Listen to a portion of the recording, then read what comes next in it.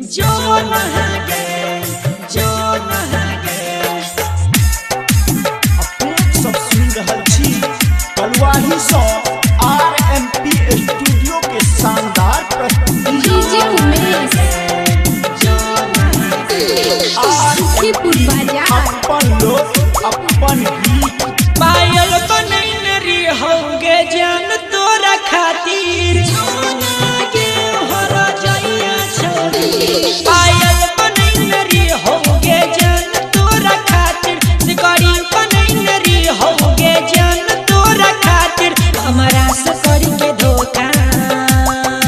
गे हमरा से करी के धोखा नजर में गिरा गेलही नथिया बनैन री होगे जान तोरा खातिर जो पायल बनैन री होगे जान तोरा खातिर सिकड़ी बनैन री होगे जान तोरा खातिर हमरा से करी के धोखा गे हमरा से करी के धोखा नजर में गिरा गेलही नथिया बनैन री होगे जान तोरा खातिर जो डीजे उमेश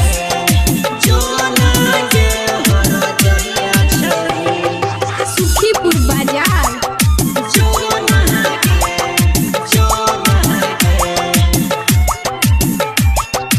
अभी आप सुन रहे हैं आरएमपी स्टूडियो कलवाही से विजय लाल यादव को दलही जगम के बोझाई हारना सहित दलही जगम के बोझाई हारना सहित हंसरी लगाई के मरब जखन याद तोहर अइतो क्यों ना गे हर जैसन घर से निकल लगलियौ गे जान तोरा खातिर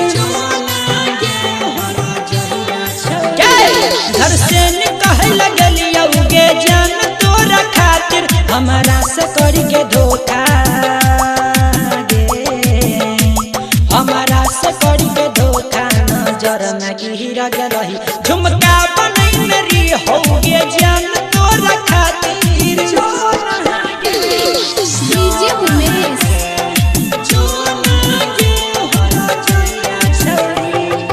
सुखीपुर बाजार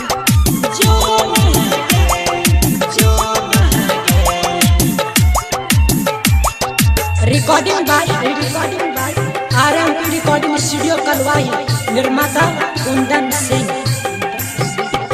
तोरे ला जान है गई दुनिया से हम लड़लियो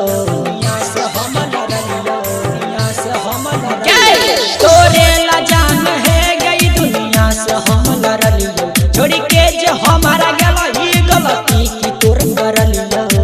जान गे खुशबू के भूल गलियो गे जान तोरा खातिर नेहबो के भूल गलियो गे जान तोरा खातिर विजय से करी के धोखा